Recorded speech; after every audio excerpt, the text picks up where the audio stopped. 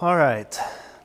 So what I want to do before jumping into the next topic is we're going to do the first meditation technique.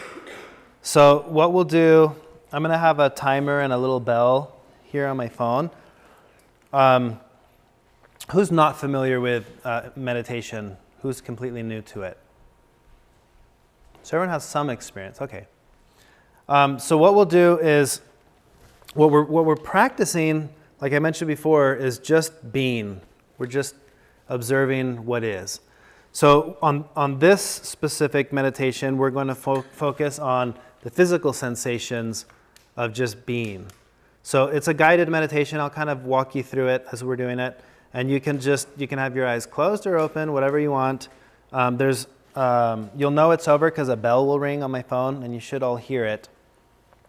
But it's just going to be a 5-minute meditation. And again, there's no expectation, right? There's no, I did it wrong, because you can't. You're just observing. And when you're observing, there's no right or wrong. There's no good or bad. There's just what is. And that's the goal here, is trying to get out of the mindset of expectation or thinking, am I doing this right? There's no way to do it wrong, because you're just observing. So go ahead and close your eyes or keep them open if you want, and I'll kind of talk you through the instructions here. And there will be moments where it's just silent, and then I'll kind of guide you through this. So it'll start with a bell, and it'll end with a bell. We'll see if you hear it.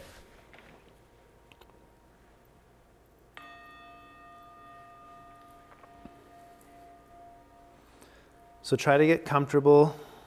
Try to be as relaxed as you can be.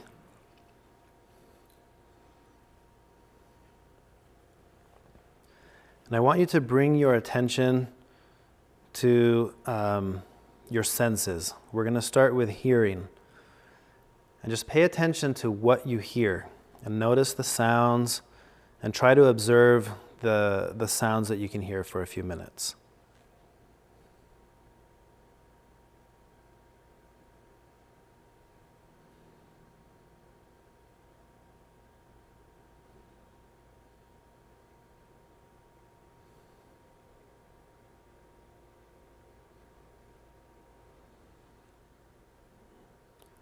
And as you focus your attention on your senses, we'll move next to just the physical sensation of sitting here. The feeling of the chair that you're sitting on, or the floor, or the feeling of your feet touching the floor, or your arms if they're down by your side or on your lap. And try to become aware of the physical sensations that you're experiencing by just being.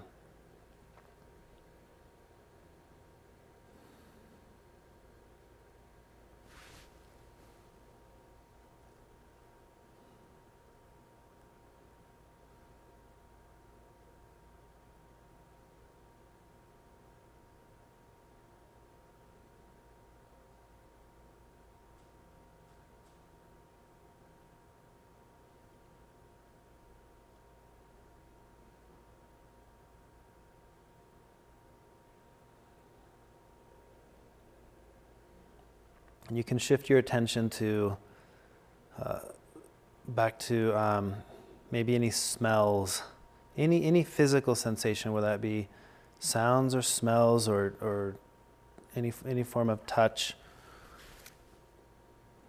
And try to observe what it feels like to just be here, in this room, in this house. Of all the places you could be, this is where you are. And try to become aware of what that feels like.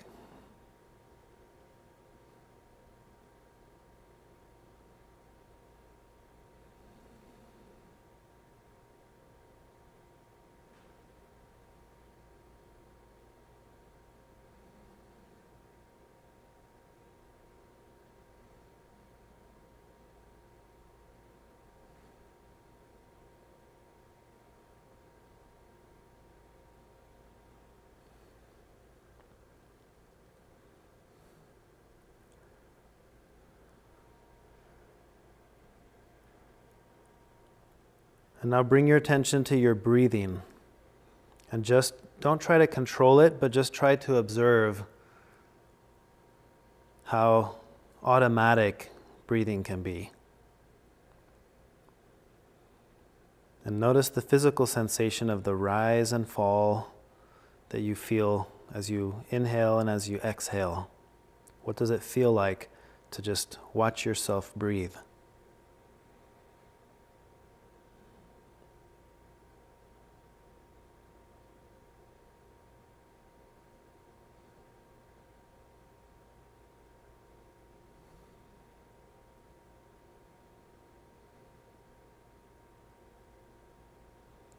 And if you can, try to not anticipate the breath.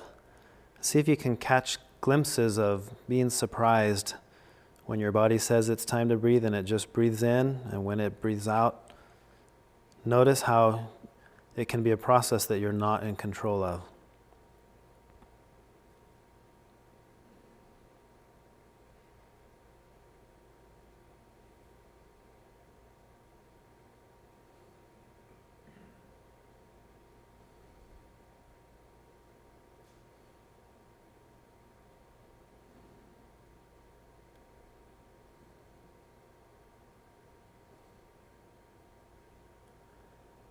And now bring your attention back to just being in this room, experiencing what it feels like to just be here. And as this meditation wraps up, you'll hear the sound of the bell, and bring your attention back to the presentation and what we're here doing.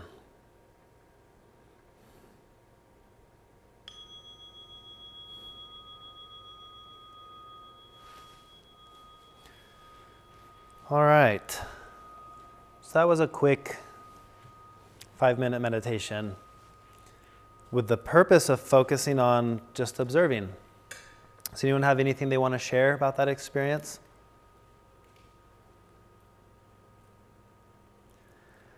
I like to focus on the breath because there's a process of being that involves doing and observing what's happening. And Alan Watts calls this a do happening. He says we are a process of do happening. And he doesn't have a better word for it, and I haven't found a better word for it. But the idea is this: there's what's happening, and what's happening allows us to do something with it, and what we do with it creates another happening. So it's a do happening. And an example of this is when you're meditating, you experience feelings or sensations, sounds. How many of you could hear the sound of the projector? How many of you hadn't noticed that before? Yeah, a few people. That's an example of a mindful moment. It's like, oh, I didn't notice that was that loud. This can happen with any observation of our senses. And the ultimate sense that we have that makes us think we're in control of everything is that we control our thoughts, at least somewhat, right? So there's this idea that I am a being that's doing because I get to think. I think, therefore I am, right? And what Alan Watts is saying was, yeah, that's true, but you are, therefore you think. It's a do happening, and you can't have one without the other.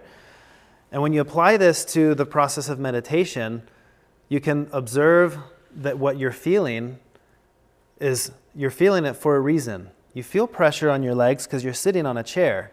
You know what I mean? So there's the happening that influences the doing, and then the doing that influences the next happening. And this is the do happening. You have thoughts because you're capable of thought, but your mind is capable of creating thoughts because your heart's pumping blood, and you don't control that. So there's a voluntary process of what I think that's happening because another process that I have no control over is doing its thing. And that's a do happening. That happens internally, but that also happens externally in life. Life is a do happening. And when we think that we have control over it, but we don't. We have control over how we handle whatever is the happening that we don't control, right? Someone once told me, I know that I have the ability to just sit there patiently at the red light. Like, I choose if I'm going to be patient or if I'm going to be upset. I said, yeah, but you don't choose that you're at the red light. That's the happening. The red light's there, and the rules are there that say at a red light you're supposed to stop. And yeah, you get to choose if you're going to follow that rule, but it's still part of a happening. At some point, somewhere, we become attached to the conclusions that other people create for us. And this applies to financial systems, religious systems, political systems, even language. The language I'm using now to communicate to you is the conclusion that someone at some point drew that said, this word means this and this word means that, and this is how we express ourselves. Now I'm bound to the conclusion that someone else created for me a long, long time ago. We all are. And we can't even think. Try to imagine what it is to think without words. So even our way of thinking is a process that we've inherited. We don't control it. We have no other way to think but the way that we think. It's like if I program a computer to be a Mac, it's free to be a Mac, but it's not free to be a PC because it's a Mac. So the sense of freedom in this form of contemplative practice is at the end of the day, what you're free to be is you, because that's the one thing that you are. But you're not free to be me, and I'm not free to be you, and we're not free to be zebras, and because we are the result of a process. We are the do that's the result of the happening. We're a do happening. That's how Alan Watts says it. And if any of you can think of a better way to explain that, I think it'd be cool if there was a word that made sense for that. Okay, so I want to talk about the nature of suffering.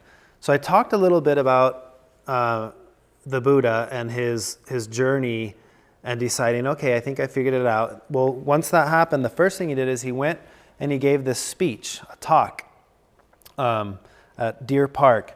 And he taught there what has become what is known in Buddhism as the Four Noble Truths. This is like the foundation of all Buddhist schools of thought. And the first one is the nature of suffering. It's that in life there is suffering. And that's it. That's the first noble truth. In life there is suffering. And the interesting thing is that we go through life thinking that that's not true. We think there's a way to escape it. If we can just do this, then this won't happen. Or if I can just avoid this, then I won't experience suffering. And the reality is that in life, difficulties arise. There's no way around it. So the moment, and the irony is that by not wanting there to be suffering, you're just creating more suffering. Because the definition of suffering is wanting life to be other than it is. And we don't want there to be suffering. So now we're suffering because there is suffering. And suffering is universal. So the part of acceptance when it comes to understanding the nature of suffering is that I need to understand it's universal. I'm going to experience it. And one way I like to talk about this is imagine that you are going on a hike in the spooky woods, because woods are always spooky. And right before you go, I stop you and I say, wait, before you go, just so you know, on this path at some point, there's somebody dressed in a bear costume and he's jumping out and he's scaring people. So now you know. Okay, goodbye. And there you go. Now imagine the difference between knowing that and someone who just starts and there they go. And then the bear costume jumps out to scare you. You're going to be startled in both scenarios, right? But you're going to recover much quicker in that second scenario where you realize, okay, I knew this was going to happen at some point. Now I can process, I can breathe again. I don't need to, run and crash into a tree. Like you're going to handle it better. And that's kind of what the Buddha was trying to teach with the first noble truth. It's, hey, you're here, you're experiencing life. This is a do happening. Something, there were causes and conditions that lead to you being here. There were actions that were taken, and now here you are. You're the result of it. You don't control that. But what you do control is now you're here, so let me just tell you, there's someone in a bear costume, and at some point he's going to jump out and scare you. In life, there is suffering. That's the first noble truth. And these things come in the form of losing your job, being stuck at the red light, losing a loved one, all forms of suffering, right? They're going to happen, and there's no way around them. And one of the illusions that we get trapped in is the illusion that you can avoid it by doing this or by avoiding doing that. And that's just not true. That's why we all know bad things that have happened to good people and good things that have happened to bad people, right? Because this isn't a giant cosmic system that, a cosmic justice system that's imparting justice equally, saying, oh, you did that here, you deserve this. I mean, when things happen like that, we make the meaning and say, oh, it must have happened because I said hi to that guy, you know? We make that meaning. But that's not what's really happening. What's happening is just that things are happening. And I'll talk about that in a later topic. But for now, the key lesson of understanding the First Noble Truth is that in life there is suffering. It's not, it's universal. It's not a personal thing. So when something happens, you don't have to get all bent out of shape thinking that this is something personal. You know, why is this happening to me? Life's not fair. Why me? Aren't those common expressions when certain events happen in life? And that's because there's the delusion of thinking that it wasn't supposed to happen to you. And that's the delusion. So imagine going through life now thinking, oh, well, anything could happen. I might lose my kids. I might lose my home in a fire. Anything could happen, because there's nothing that excludes me from what could be. And I think that's a very important mindset to have, because then when it does happen, you don't have to add suffering to the suffering you're already experiencing. So that's where this comes into play. There's suffering, and then there's self-inflicted suffering. And this is taught in Buddhism as there's a parable about being shot with an arrow, and you can't control that. If you're walking along and someone shoots you with an arrow, you're like, oh crap, I got shot with an arrow. But what you can control is picking up another arrow and saying, why did you hit me here, right here? And you start stabbing yourself. This really hurts. Don't you know this hurts? You're pulling at the arrow. Well, now that's self-inflicted suffering. And it looks like this. You know what that is? This is someone who was upset, so they punched the wall. And then guess what that did to their hand? Yeah, broke a finger. So that's a perfect example of self-inflicted suffering. So what we're trying to eliminate in with contemplative practice, the goal isn't to eliminate suffering, because that's the First Noble Truth, is that you can't, right? In life there is suffering. So if that's the case, then why is Buddhism so focused on suffering? Because it's this level of suffering, self-inflicted suffering, that we do control.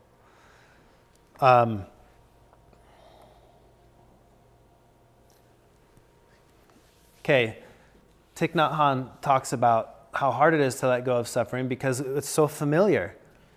And we stay in our realm of suffering because the only thing worse than suffering is the fear of the unknown, right? So I want to distinguish again between the types of suffering. Essentially there are two. There's suffering and then there's self-inflicted suffering. And if you think of this story, if you save up a bunch of money to buy a car and you've been working for a year, you finally have the money, you buy your car, you get in the car and you're going to show your friends your new car, and at the light you didn't notice the car in front of you was stopped and you run into the back of the car. The steering wheel hitting your chest is suffering. That's pain, right? Pain and suffering. So we call that the suffering of suffering, or the suffering of pain. You don't control that. It doesn't matter how contemplative you are or how mindful you are. That's going to hurt. And then you get out of the car and you look at the car and the car's just totaled. Your brand new car. Now you're experiencing the suffering of loss. And that's also natural. I mean, that can change based on perspective.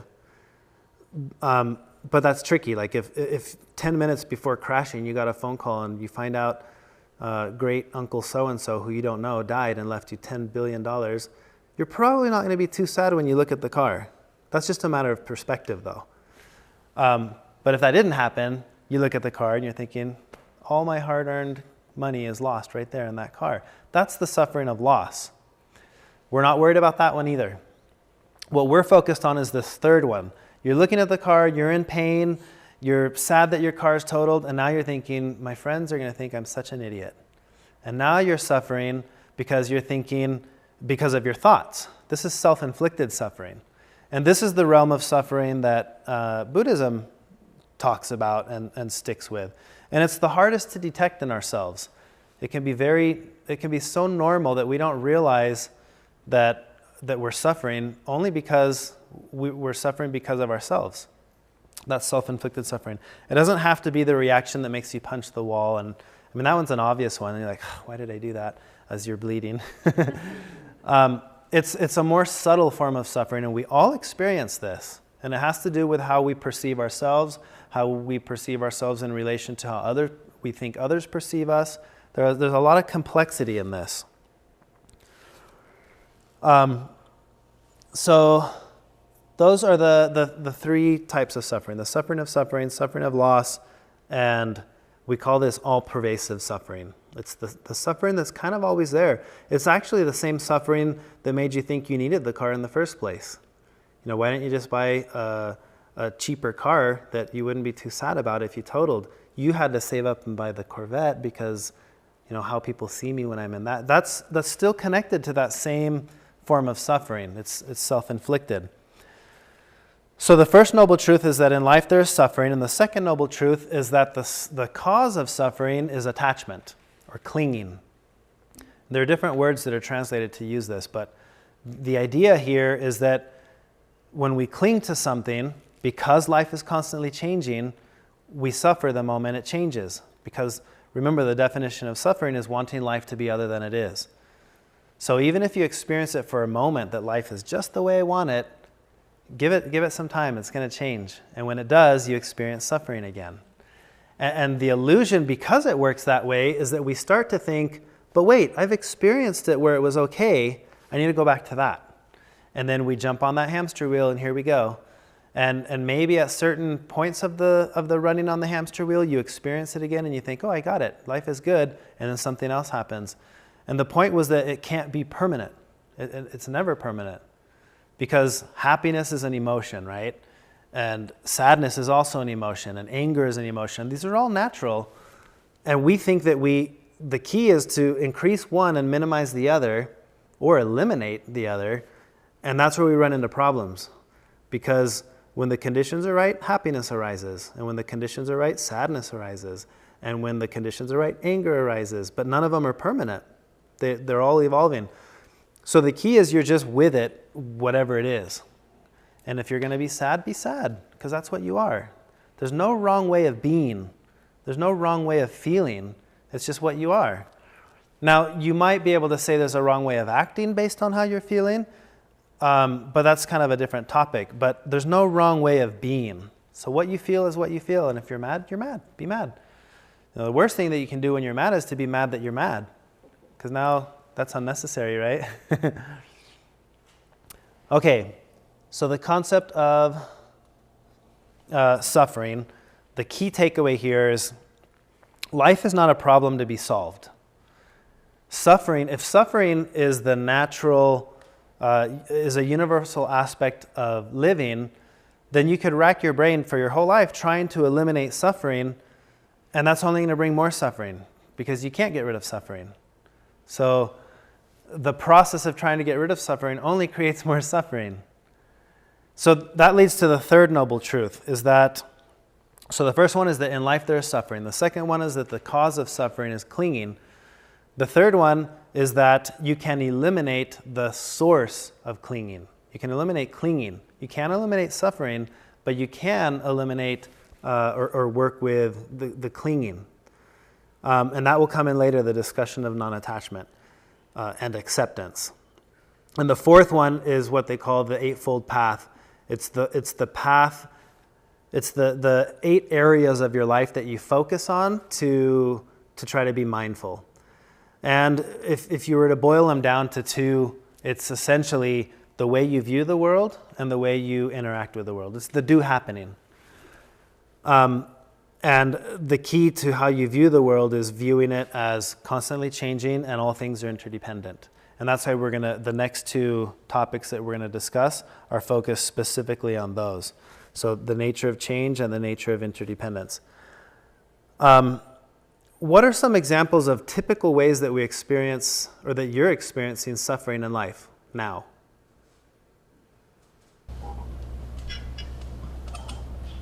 For me, it's I had a change of spending my youngest daughter to university and the change of an environment and really focusing on this type of environment now to the unknown. Mm-hmm. So the suffering comes in the form of, okay, we're not knowing what this new chapter is going to look like. Yeah. Trying to control the future, which you already have. But, and then, so that to me causes suffering. Mm-hmm. It's just, crazy thinking of a million and one scenarios and everything. So, one way that I experience suffering, is that self-inflicted suffering? Because it's like, or is that considered the first? Or would it be because I'm taking it like further down and self-inflicting that? What do you think? I think that based on what you shared, Uh-huh. I think there is the situation that is. Mm-hmm. And of course, I think it's human nature that feels some kind of flaws. I mean, I'm not a robot. I have feelings. This is my child. But I think taking it beyond that into my own craziness of, just the suffering is self-inflicted suffering. Taking it into that deeper area of pain. And that's really where the most pain for me is. Instead of the situation is what it is, right? Mm-hmm. Natural progression kind of life. Well, some people. Yeah. So that's what I think. What do you think? It's not about what I think. No, I think that's very insightful of you. I think it's really helpful to be able to know and distinguish where is this normal suffering turning into self-inflicted suffering. That's really the key, right? And picking apart an event that's happening in life and realizing what part of this is natural and healthy to feel loss versus now it's self-inflicted. And that line you have to draw. So typically someone from the outside can't come in and say, well, here's what it is, because it doesn't work that way.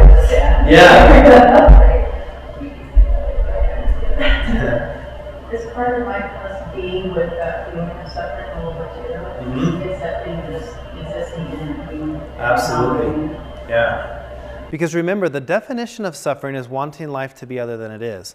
So if you're suffering and now you're thinking, I don't want to be suffering anymore, you can't get out of that because you're wanting life to be other than it is. So the way through it, or the way through it is to be with it. And you understand suffering is natural, it's universal. If anything, you can use it as a tool to allow compassion to arise and sympathy, because now you know what other moms feel when their kids go to school, And I like to take specific events that I've gone through that caused suffering for me, and I feel like until that happened to me, I never knew what that was. I never knew what it was to go through this or go through that. And I like to take those tools or those events and use that as a tool and think, wow, I didn't like that. And it was hard, and I felt pain, and I felt hurt. But now I feel compassion because next time I hear of so-and-so and their story, it's like, I know what that's like. So you be with it, and you don't try to rush through it because that's only going to make it worse. And we don't want to view it as a bad thing. Suffering isn't good or bad. I mean, maybe you could argue that it's pleasant or unpleasant, but it's not an inherent good, bad thing. Suffering is natural. When the conditions arise and the circumstances are there for it, you're going to experience suffering. So the key is to just be with it. To be with it, observe it, look at it, befriend it, smile at it, and think, I'm experiencing sadness. See, our typical approach, especially in English, with English, I am mad. But mad isn't something you can be, it's something you experience, right? Now, I grew up in Mexico, and in Spanish, you can't say I am mad with the same verb that means to be. In Spanish, you would say I am mad, but it's the verb that implies it's the state in which I am experiencing. So it'd be like saying I'm experiencing anger. And that's a very healthy way to view your emotions, because you're not your emotions, right? You experience emotions, you feel emotions, just like you have thoughts. You're not your thoughts, but they're there, and you experience them. And when you experience an emotion like sadness, so attachment would be thinking, I am sad. That's who I am. That's how I am. That's attachment. Non-attachment is understanding, oh, that's what I'm experiencing. And because I know all things are impermanent, one day I won't be experiencing this. But right now I am. So I'm going to let it be what it is. I don't have to push it out. I don't have to rush through it. I can allow my emotions to just be what they are. Does that help? Okay. Any other comments?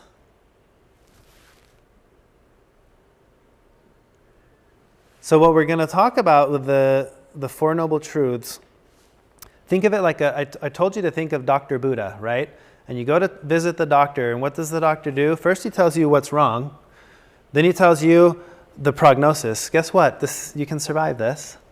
And then there's the treatment. Well, here's what you're going to have to do. So think of the Four Noble Truths in that same regard of, in life there's suffering. We got that now. And now, next time it arises, you're going to remember that guy in the forest, and you're going to remember, I knew this was going to happen. You know, one of you today on your way home might get a flat, and you're like, oh, I knew that was going to happen. I knew it could happen. Or you get pulled over by the police, or who knows, anything could happen, right? But that's the point, is knowing anything can happen.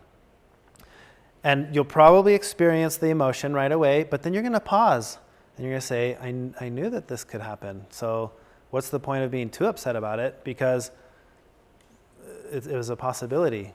In my mind, I know you're right.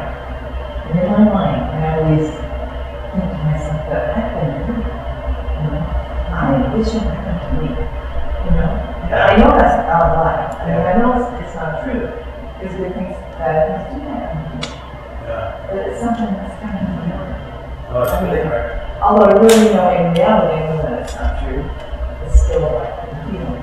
Yeah. Yeah, for sure. So the whole concept of good and bad is so subjective. And in dualistic thinking, it's our natural way of thinking is right, wrong, good, bad, true, false, me, you.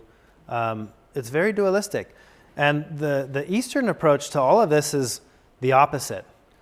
And so what mindfulness is trying to help you arrive at is good is subjective. Because good Amy in this society and the way you live would be heathen bad Amy in an ISIS-controlled town. You know what I mean? And the only thing that changed was the perspective of who decides what's good and what's bad. And if you had the mindset of an extreme jihadist, you'd be thinking, instead of thinking I'm good, you'd be thinking I'm so bad because I'm not doing this, or you know what I mean? But it's hard to escape that mindset. And that's what in Buddhism they call that delusion or ignorance. It's the ignorance of thinking that there's actually a formula out there, and if you comply with this formula, boom, you're safe. And if you avoid this one over here, then you're also safe. So you've got your two extremes, the things that I need to do and the things that I need to avoid. And if I can do that, life's good. Yeah. And it doesn't happen that way. It doesn't. And the thing is, it's tricky because it can, from time to time, seem that that's what's happening. You know, I think it's very clear to all of us in here, if I decide I'm going to go rob the bank on my way home, I'm probably going to end up in prison after that. And then I'll think, oh, it does happen that way. As long as I avoid robbing prison, if I avoid robbing banks, then I avoid going to prison. That's a clear dichotomy of choice there, you know. But the thing is, I could say I'm going to donate money to the homeless for the rest of my life, and then my business should be successful. But then it's not, and I go bankrupt. And why did that happen to me? I didn't deserve it. That's because I'm caught in that dualistic thinking that one thing's supposed to equal another, and it just doesn't. Life doesn't work that way. Yeah. Yeah. So I think the powerful aspect of understanding the nature of suffering is that when we understand that it's universal, there's room for empathy now.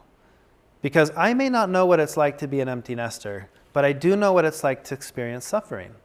So I can empathize with you and say, I know what it's like to want life to be other than it is. I know what that's like. And there can be room for compassion. And then there doesn't have to be judgment. So things like compassion, typically we want to pre-qualify these things. It's like, I'll be compassionate for you, but not if I find out that that you throw your dog poop in your neighbor's yard. It's like, oh, well, now I don't have to be compassionate for you. But that's a pre-qualification, and it's completely unnecessary, because if suffering is universal, then I understand that regardless of what you do or what you don't do, you're like me. You know what it's like to suffer. And that's why an understanding of the nature of suffering, I think, is so powerful and so important, because it allows us to have space for compassion to arise. And it's not forced compassion. You don't have to be compassionate because you're supposed to be compassionate. There are no rules to that. But it's a natural response, because our nature, I mean, think about it. It takes us how many years from the moment we're born till we can be on our own? How many years does that take? 30. Yeah, 30 for some people, right? We depend entirely on the kindness and compassion of others as a survival mechanism. It's ingrained in us to be kind and compassionate. It's a natural thing. And then as time goes by, we kind of cover that up, thinking it has to be, you have to qualify for my compassion for you. And understanding the nature of suffering starts to change that. It starts to make you realize that's just not true.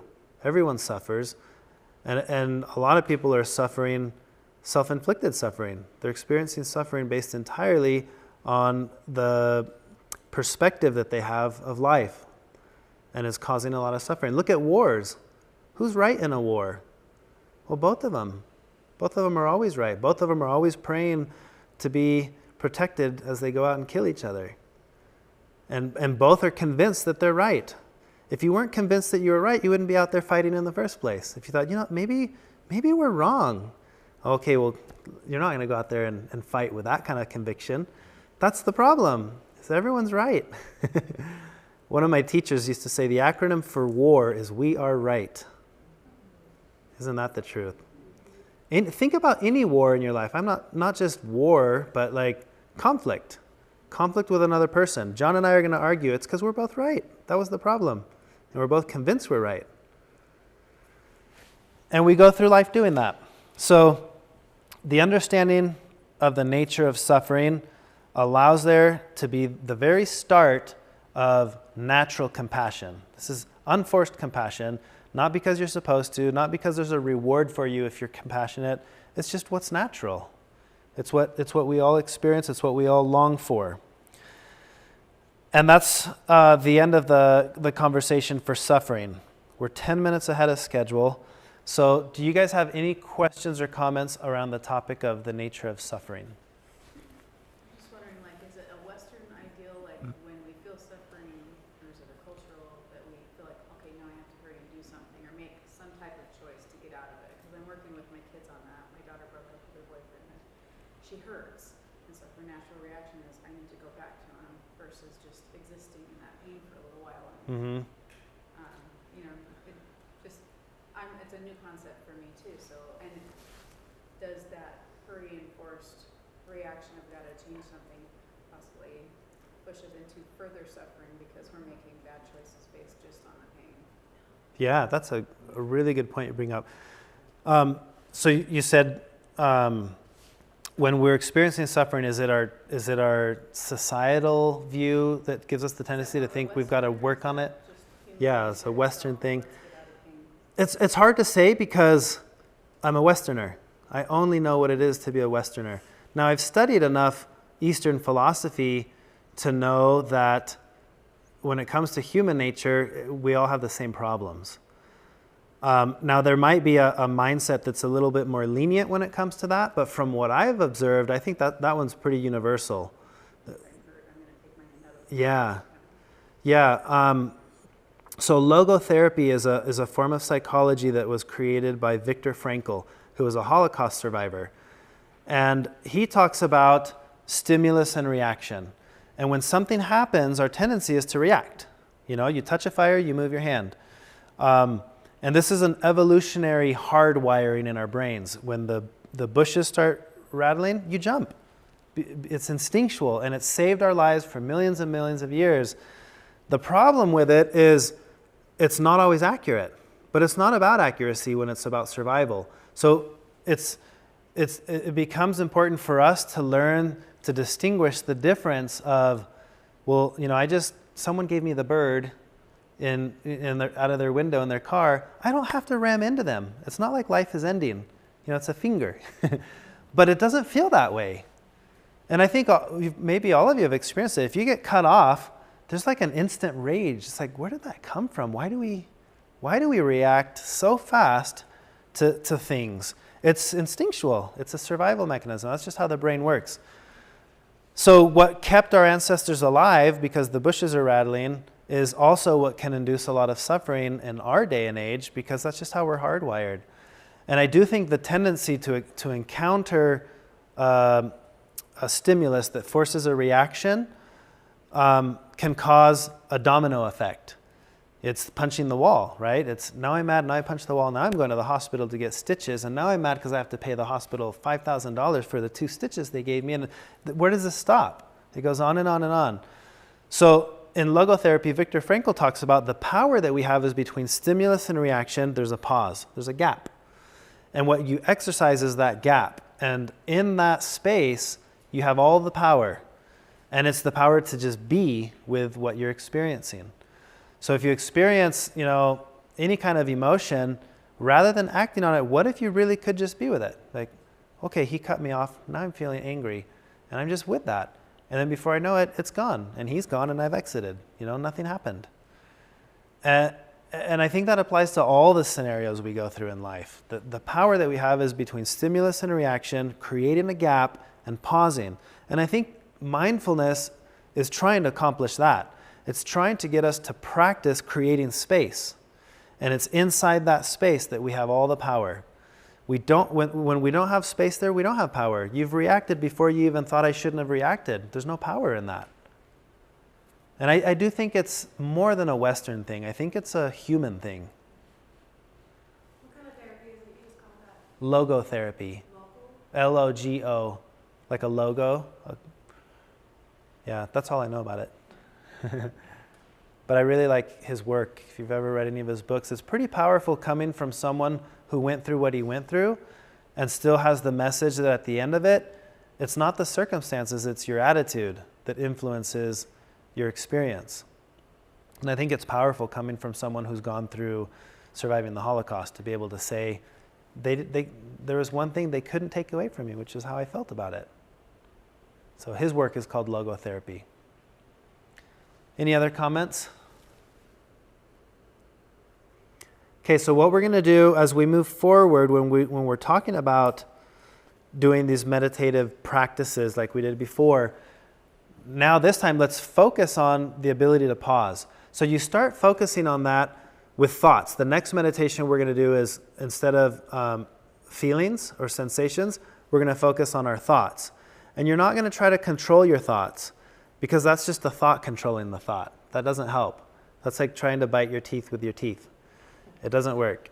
So we observe. You allow your thoughts to be what they are, just like you would, well, there aren't any clouds out there, but just like you would look at the sky and you observe it. And when a cloud shows up, it's there, and then it's gone, and it's replaced by a new one. And thoughts are the same way. And Alan Watts says, have you ever seen a misshapen cloud? You don't, because a cloud's just a cloud. Well, apply that to your thoughts. There are no misshapen thoughts. It's just a thought. It's the thought that you have. And so you observe it and you let it go. It arises, it lingers, and then it disappears. So that's what we're going to focus on after the break. We're going to take another 15-minute break now. When we come back, we're going to talk about the nature of change. We're going to start out by doing a quick 5-minute meditation, guided meditation, where we'll focus on observing our thoughts, and then we'll jump into the next topic. Okay, any questions before the break? All right, so we'll be back here at 11:15.